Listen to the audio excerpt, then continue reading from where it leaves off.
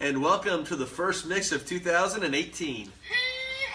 Wow, I think we've only had that twice now, right? Right. I feel like we're going to overuse that just because we live in Polk County. That's right. Polk County can use that with every one of the mixes. This is true. Listen, thanks for taking the time to check us out either live on Facebook Live or maybe checking us out a little bit later today or tomorrow. We have a lot of exciting things to talk about, Chris. We do. But before we get into, we're kicking off 2018, but before we get too far into 2018, it's been 2 weeks since we've done the mix. Yeah. Actually, it might have been longer than that. Probably 3 weeks. Probably almost 3 weeks since we've done the mix. So let's talk a little bit about just wrapping up the year. Christmas on Hatfield. Mm-hmm. Tell me your thoughts on all that. Yeah, man, I really enjoyed it. We had a great response, in particular the Saturday night service. Right. We kind of had been hearing maybe Sunday go towards Christmas Eve, especially since Christmas Eve was on a Sunday. Mm-hmm. Saturday night, and I think not having children's services on Saturday night, allowing the volunteers to get out and do that, we had an incredible response. Mm-hmm. By the time all was said and done, I think we had close to 100 people volunteering in some capacity. Yeah, that was huge. Obviously we can't do 3 services if we don't have lots of volunteers. Right. And so we appreciate everyone who's involved in that. In fact, it's helped. I already saw people volunteering who volunteered first at Christmas on Hatfield. Mm-hmm. Becoming a regular volunteer now, so definitely. That's awesome. So and so much behind the scenes stuff that we don't often get a chance to talk about. We have people that helped in setting up Christmas, and even as late as this past weekend, we're tearing down, getting ready for movement to get started. So just thank you to everyone who took part in helping make that happen. It was incredible. Yeah, absolutely. All right, Josh, you're going to have to cut that short. That's a long applause. So anyway, but also then we had the New Year's Eve online service. Yeah. A great response to that. We had I looked at the Facebook stats the other day, and it seemed like, it was close to 900 people at, so they might not have viewed the whole thing, right, but viewed some portion of it. So that's a big deal. And here's the neat thing about that is we actually had shot that early on in December as we prepared for Christmas and everything. And a special shout out to Justin, who kind of helped set everything up from the audio side. And then to Wade Gunn, who helped out on the video side. Right. The Helms opening up their home to us, making everything look really, really nice. It was really an incredible thing to get there. There's a lot of lighting and sound production that took place. And so, again, the volunteers that got involved were huge. But then the response, I think, was really good. Yeah. I enjoyed it. It was a great time, and hopefully the message was encouraging. I heard it was kind of a primer for what we're talking about anyway in movement. So it was kind of neat to finish the year that way. Which we'll get into movement in a few minutes. Sure. But let's go ahead and start talking about 2018 because, yesterday we announced for the first time that at the end of this month, on January 28th, we're going to do our first status for this year. Absolutely. Tell us a little bit about that. Yeah, status is a chance for us to be able to vision cast. We normally do these about once a quarter, maybe once every 4 months. And we just kind of have a chance to vision cast. Here are the things that are upcoming. Here's kind of the overall vision. And especially the first one of the year, we're kind of laying out, okay, here's where we're at right now. We have some exciting things to share about some upcoming events.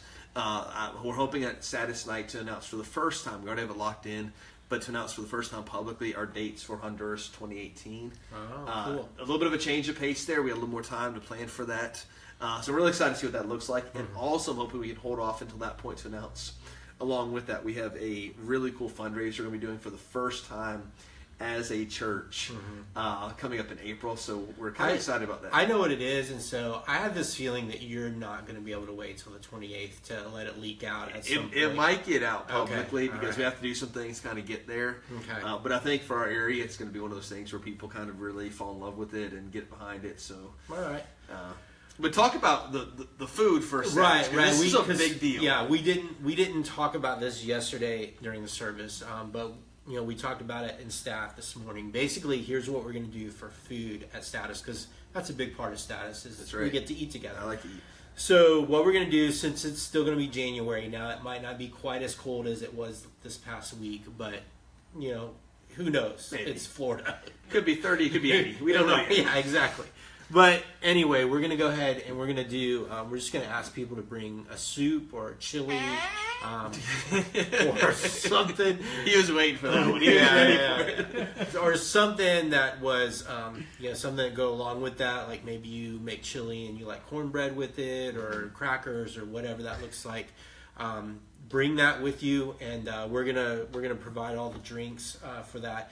But we're just asking you to bring that and share it, and I think it's gonna be a lot of fun.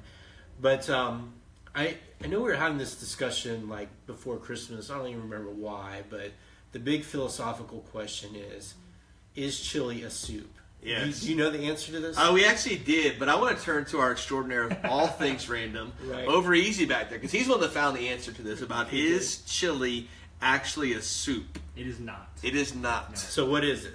I don't remember. It's actually it's a stew. We It's a found out stew. it's a stew.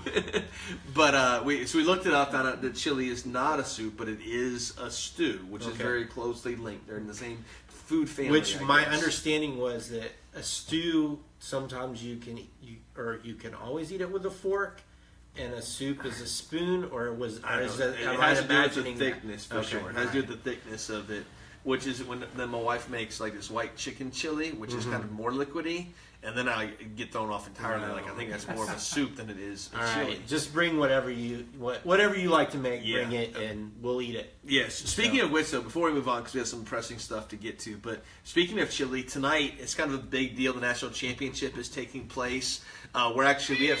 That's right. We're excited about this thing.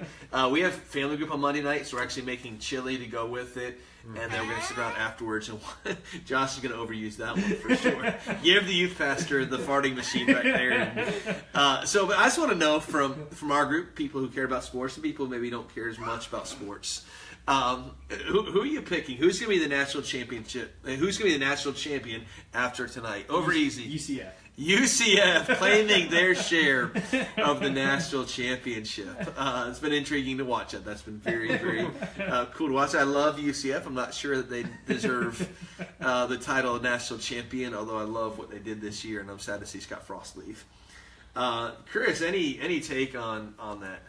You're lucky I know who's playing. So Who is playing tonight, Chris? Georgia and Alabama. Georgia. Okay, we got that far. Good Yeah. job. It's not Tennessee nor Florida. I know that much. Right. Roll Tide. And I only know that because I halfway listened to the conversation at lunch today. So. There you go. So, any favor in that? I mean, if I were to pull for somebody, I would probably rather see Georgia just because Alabama's Is had it? Yeah. has a few under their belt. Yeah. I don't know if Georgia does or not, but Not as many recently, yeah, that's for right, sure. right. Got one a long time ago. Yeah. I think the whole thing is there are people who are Georgia fans and there are people that are anti-Alabama fans. Mm-hmm. And so because of that, for the one time all year I'll say this, go Dogs. Mm-hmm. So I'll be rooting for Georgia tonight. So with that being said, Chris, one more thing about kind of end of the year stuff we're kind of dealing with. Giving statements are going out in the next couple of weeks. Yeah, they'll probably go out either at the end of this week or the beginning of next week. They'll get mailed out. So just be looking for that. I know some of you are kind of eager to run out and get your taxes taken care of, and you might need that for that. So just be looking for that in the mail. If you don't get it soon, let us know. Or if you have questions about it when you get it, let us know. But we'll be kind of wrapping all that up and getting that out this week. Yeah. So if you contributed all to Ridgepoint Church in last year, you should be getting that soon. If not, Right. let us know as soon as possible. Right. So, and one other thing, kind of as we kick off 2018, which is really a 2017 and a 2018 thing, but a lot of people have been asking, what does it look like to join Ridgepoint Church? Mm-hmm. And so, we're in the next month, we're going to be talking a lot more about this, but Sure. we're talking about partnership. Mm-hmm. So, what is a partnership? Yeah, basically? a partner, basically, the way it works at Ridgepoint is we don't do church membership as a lot of churches do, and it's nothing against church membership or churches that do that. Right. We just felt like, particularly with where God had us, the idea of being a member to church denoted some sort of privilege. Like you feel Right. like, well, I'm a member, now I deserve something because of this. And what we encountered was a lot of people who were members at churches for years, and they didn't even go to church anymore, but they were still officially members. Right.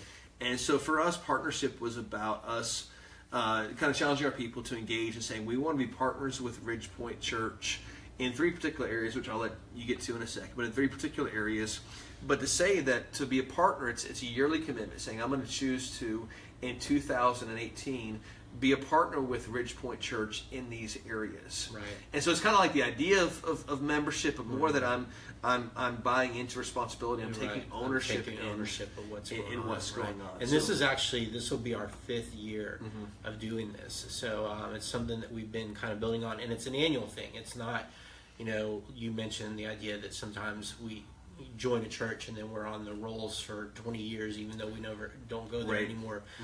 We do this annually, so that if you choose to opt out this year, that's fine. There's no judgment there. It's it is an annual thing, but it's also important to remember it's an annual thing too, because sometimes we get busy and we miss when the sign-up's going on and all that kind of stuff, and so we want to try to be make sure that everybody knows that this is your opportunity to do it. So. And basically, the partnership is kind of it. First of all, it's saying, first of all, that I am a follower of Jesus. That I'm identifying. I'm with Jesus. I'm going to follow him, and that I've publicly done that through baptism. That I've identified myself that way, and then but then really the partnership part of it comes in kind of 3 responsibilities. First of all, I'm going to do my best to attend church as much as I can. And also, as part of that, be part of a group as well. Attend a group and allow that to be kind of, where I grow and grow with other people and all of that. The second part is that I'm going to give of my time and my talent. In other words, I'm going to serve in some way in the church. I'm going to be involved in, God's given me some abilities, and I'm going to use them however I can to serve the church. And then the final way is that I'm also going to partner with the church financially, that in some way I'm going to try to figure out a way to give a percentage of my income to the church on a regular basis. And so that's really what our partnership's all about. And in fact, what we're going to be doing is this week, we'll be sending out some information to people who are already partners. That's going to give them the opportunity to go ahead and renew their partnership. They'll actually be able to do that kind of electronically, fill it out online and all that.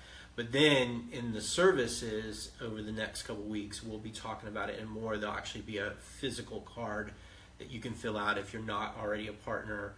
You'll be able to fill one of these out and become one, or we'll also make that online option available to everyone else as well. So definitely. And like you said, I know a lot of times we get busy and we're like, hey, I meant to do that, I meant to take care of that.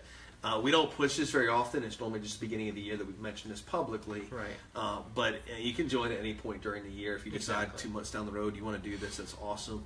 But it just is our chance to have people connected. And for us, as church leadership, here are the people that want to be involved and serve. And that way, if we're looking for people that maybe aren't serving, but we need some help in some area, there's that potential for that to be there. Well, and just to be honest with you guys about the whole idea of being busy, that a lot of times on Sundays the staff is really busy, and so they forget to fill out their cards. So a lot of times in staff meeting, I just hand them out and tell them to fill them out too. So they got to do those things anyway. That's so. right. but that's what we're talking about, right? Yeah. You get busy and you don't get it done. Absolutely. Absolutely. All right.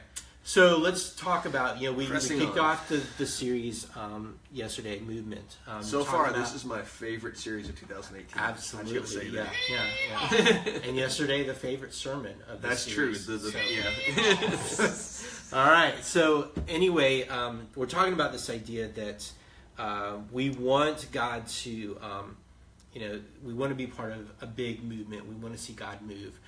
But that really, if we're going to be a part of that, we have to allow God to move in us first. And so that was really kind of the focus of yesterday, and we talked about what it kind of takes for that to happen.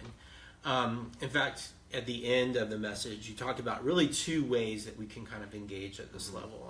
First of all, you kind of challenge us to pray this prayer for 30 days. And the prayer is this: God, work in me in order that you can work through me. Right. So you're asking us to pray that prayer for the next 30 days. And not just every morning, but like throughout the day, pray that prayer. And but then we also talked about the idea of also engaging with Scripture on some level. You talked about a reading plan, trying to get with a group of people, organizing your own group of people to read together and that kind of thing.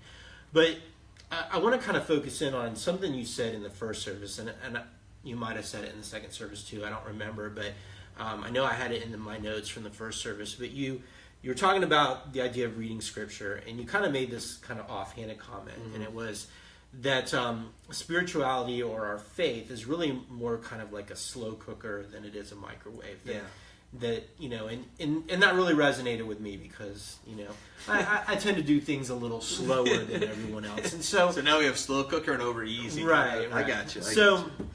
And obviously, we live in a society that is very microwave oriented. If Amazon Prime can't get it to me in 2 days, then I'm upset. Right. So what is, like, kind of unpack that? What does that look like for us as we grow in following God? I think for a lot of us, especially people that tend to work faster, we've made a series of unhealthy choices when it comes to a lot of different facets of our life. It could be we've made a lot of unhealthy choices when it comes to our health. And we think, well, I've spent 20 or 25 years gaining extra weight and living this unhealthy lifestyle. Or maybe even other stuff that's detrimental to our health. I spent 25 years smoking, or I've spent 25 years just overindulging whatever I shouldn't do. And then I make a change, and I expect in the first couple of weeks to see the dividends of the change pretty dramatically. I've spent 25 years making some poor choices, and then in 2 weeks I think it's all going to be rectified. And it's not. It doesn't work that way when it comes to our health. It doesn't work that way when it comes to our finances. We make 20 years of bad choices financially and think in 2 weeks I'm going to start being responsible and I'm going to stop eating out so much and I'm going to start paying things down and all that stuff and think right away I'm going to become wealthy and well off. And it doesn't work that way. Our spirituality works the exact same way. Now, in God there's grace, there's mercy. I never want to get away from that. And it's not, God's acceptance of us has nothing to do with the things that we do. And yet, if I want there to be traction in my spiritual life, what I found is a lot of people, especially as the new year hits, they set out and say, I'm going to get serious this year about doing some of the things that I know that I should do. I'm going to get serious about reading my Bible. I'm going to get serious about praying or going to church or getting plugged into some area of ministry. I'm going to do the things that I know that I should do. And I try that for a couple of weeks or a month. And if right away I don't see this complete wholesale change in my life or even the way that I feel things, well, then I think, well, obviously this isn't working. I must have to try something else, or maybe I just give up. It's not for me. Right. When in reality, the world tells us to feel something first and then do it. And God says, no, do something first.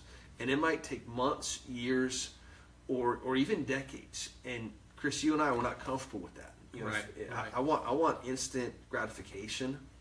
And if I'm told right now, man, start praying for your family, and 2 decades from now, you're going to see the fruits of that. I'm like, 2 decades from now, I want to see something now, but God says, sometimes it doesn't work that way. Now, my second question really kind of goes along with that idea that you just presented, that that we should go ahead and do something. Right. In fact, you said you quoted Henry Blackaby yesterday in both services, and it actually comes from a study of his. It's really famous, called Experiencing God, and basically, paraphrasing, it's this idea that God is always moving, and as believers, we should figure out where He's moving and go join Him there. Now, I think all of us would kind of agree with that statement. On the surface, that sounds great. God's always moving. I should go join Him there. Right. But I think what we do instead is, even though we agree with the statement, I think sometimes we kind of sit on our hands and we just start praying, God, show me what to do. What God, what's your will for my life? And we pray that prayer, and we pray that prayer, and we pray that prayer, but we don't really do anything to go join Him in where He's moving. Right. So what do you think that actually looks like? Sure, and there's really 2 parts of this answer. The first one is, there are certain things that you don't have to pray about and wait for God to reveal them to us. He's already told us. Right. I don't have to sit there and pray about, man, does God want me to read the Bible? He's already told us this is what you should do. I don't need to pray about, should I pray or should I go to church or should I give to it? All those things are already laid out. Yes, this is, I don't have to re-reveal these things to you. I've already done that. It's already there for us. But when it comes to us trying to discern, okay, where's that stream of God moving? Right. Sometimes that's a little bit more difficult. If I could sit here at the outset of 2018 and then I could look at all the choices that God has laid out in front of me and say, oh, that's where God is at, and I could just jump in that stream, it'd be really simple. It doesn't work that way. And so what a lot of people do is what you just alluded to, is they say, well, if I can't clearly hear from God on this, then I'm just going to sit back and I'm going to wait. And there are seasons that we should be patient and wait. But in certain aspects of our growth, us taking a step of faith and saying, okay, I want to get plugged into some sort of church ministry, church activity, sometimes it's taking a step out. When Paul goes on his missionary journeys, it's not that God told him to go to specific regions. Sometimes he did, sometimes he didn't. Sometimes it's Paul saying, I'm going to go, and along the way, God's going to reveal the next step to me. And sometimes he thought he was going in one direction. He thought he was going to Asia, and God stepped in and said, no, you're going to Macedonia. And so when we see those moments, Paul wasn't sitting here saying, I'm not going to do anything, I'm just going to wait for God to reveal himself to me. He was saying, I'm going to get off the seat. I'm going to be active. I'm going to look for opportunities to get plugged in, because God, I want to see you move, and I want to be part of that. And if I can't, from where I'm sitting, from my vantage point, if I can't see where that is, let me take some steps forward. And maybe as I take those steps forward, now it gives me a clearer picture. God, oh, that's where you're moving. Let me go join that. Right. Well, so I'm sure we're over our time mark today. Yeah, we're pretty close. It was a good conversation. Yeah, definitely. Thank you. that. Over easy back there. Anything that we missed out on? I think only one thing, and I think I might have said it, I might have just missed it, but just status is the 28th. Mm-hmm. It says in the month, I can't remember if it said the date. Yeah. I said it now, but the 28th. 5 p.m. on that night. Yep. Also, UCF national champion, but I think Georgia will win the game tonight. Gotcha. So just Georgia. So we're two on board for Georgia. Yep. 1.5 on board. 2.5 on board for Georgia. So. And then we have a question on Facebook. Yes. Actually, referring back to your chili comment, do you think Beth's chili is liquidy? She's asking, actually. Did she ask that? She asked, yep. You're in trouble now. Here's the thing, my wife, and if you're in group with us, you'll get a little bit of a teaser here. My wife makes this white chicken chili that kind of hovers back and forth between being a soup and being chili. It's a little more liquidy than it is a chili, I guess. So because I don't want I'm not saying anything. I'm just sitting here. So I would say it's kind of transitions the soup to chili mixture there. So yeah, if you like that thing, it's coming tonight. If not, I have buffalo chicken chili that's there as well. So. Ellen knows group's gonna be fun tonight. So. Yeah, that's right. I almost made a comment in our discussion here, Chris, about you mentioned experiencing God, and that series was written a long time ago. Most of the people in our church are probably too young to remember when that was written. There's one or two people, including my friend Alan, who might remember when it was written. I'm just saying, I love you, buddy. But so anyway, experiencing God. We were looking at some quotes today, some incredible stuff there. Yeah. He actually mentions in that one of the things we talked about is that when we talk about growth, grass that kind of grows up real quickly, doesn't have any roots, doesn't take time to mature, it dies pretty quickly. Yeah. An oak takes decades to grow and to be strengthened, but it's a lot more long-lasting. Have an oak-type faith. I feel like you're just changing the subject. Yeah. Trying to get off this chili thing. I got you. And I know the rule is what happens in group stays in group, but if you're in JJ's group and this turns out ugly, we want to hear it. We're actually okay with the Facebook Live tonight. I'll do that just in preparation. We actually have some people coming over for the game, so it'll be interesting to see how that kind of transitions. Right. Hey, thanks for checking us out today. We'll see you this coming Sunday, 9 and 10:45.